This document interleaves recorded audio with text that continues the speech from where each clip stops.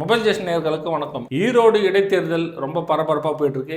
இன்னைக்கோட வேட்புமனு தாக்கல் முடிஞ்சது. திமுகவினுடைய வேட்பாளரும் நாம் தமிழர் கட்சி வேட்பாளரும் இன்னைக்கு வேட்புமனு தாக்கல் செய்தாங்க.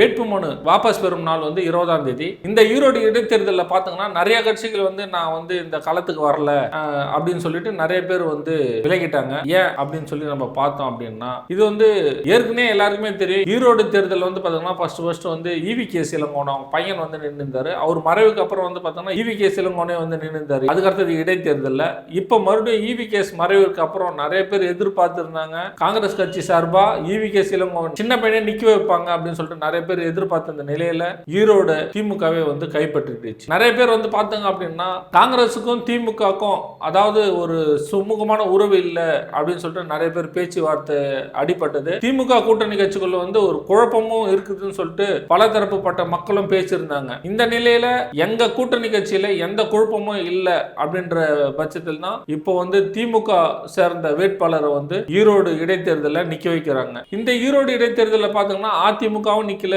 பிஜேபியும் நிக்கல, பாமகவும் நிக்கல, தவாக கட்சி விஜய் அவர்கள் சார்பாகவும் எந்த வேட்பாளரும் நிக்க வைக்கல. ஆனா சீமான் அவர்கள் மட்டும்தான் இந்த களத்துல நீயா நானா பாத்திரலாம் அப்படின்னு சொல்லிட்டு இந்த களத்துல இருக்காரு.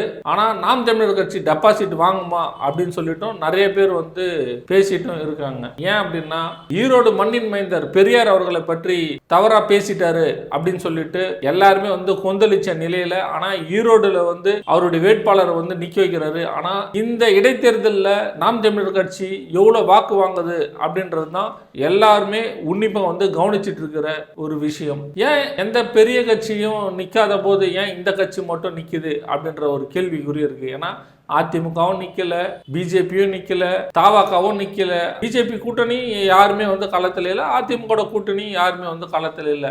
இந்த நிலையில சீமான் மட்டும் நிக்கிறதுக்கான காரணம் என்ன அப்படின்னா, ஏற்கனவே 8.5% அவர் ஓட்டு வாங்கியிருக்காரு. தேர்தல் ஆணையம் அவருடைய கட்சிக்கு ஒரு அங்கீகாரமும் கொடுத்திருக்கு. இந்த நிலையில தான் அவரு சரி, இந்த இடைத்தேர்தலில் யாருமே களத்துக்கு வரல, நம்ம நின்றுதான் பார்க்கலாமே எவ்வளவு வாக்கு வாங்குறோம் அப்படின்னு சொல்லிட்டு அவர் தனியா இந்த களத்துக்கு வராரு. அதே போல திமுக சார்பில் கூட்டணி கட்சி எல்லாருமே பார்த்தங்க அப்படின்னா இந்த ஈரோடு இடைத்தேர்தலில் பிரச்சாரம் செய்ய இருக்காங்க. பிப்ரவரி 5ஆம் தேதி பார்த்தீங்கன்னா வாக்கு செலுத்தும் நாள். பிப்ரவரி 8ஆம் தேதி பார்த்தீங்கன்னா வாக்கு எண்ணிக்கை நாள். அன்னைக்கு என்ன ரிசல்ட் அப்படின்னு சொல்லிட்டு தெரிஞ்சிடும். ஆனா இந்த நிலையில பார்த்தங்க அப்படின்னா திமுகவே மிகப்பெரிய மெஜாரிட்டியில ஜெயிக்கும் அப்படின்னு சொல்லிட்டு சொல்றாங்க. ஈரோடு இடைத்தேர்தலில் நாம் தமிழர் கட்சியும் சரி, திமுகவும் சரி, தேர்தல் பரப்புரையில என்னெல்லாம் நடக்க போகுது, என்ன சம்பவங்கள்லாம் திமுக செய்ய போகுது, இல்ல நாம் தமிழர் கட்சி ஏதாவது சம்பவம் பண்ணுமா அப்படின்னு சொல்லிட்டு நம்ம பொறுத்து இருந்தோம் பார்க்கலாம். இந்த திமுகவுக்கு பாத்தீங்க அப்படின்னா வெற்றி உறுதி செய்தது தான். ஆனா நாம் தமிழர் டெபாசிட் வாங்குமா, இல்ல டெபாசிட் வாங்கி ஓட்டு எண்ணிக்கை கிட்டத்தட்ட ஒரு 1 லட்சம் ஓட்டாவது வாங்கிடுவாங்களா அப்படின்றது நம்ம பொறுத்து இருந்து பார்க்கலாம். ஈரோடு இடைத்தேர்தல் குறித்து அடுத்தடுத்த அப்டேட் நம்ம பார்க்கலாம். நன்றி, வணக்கம்.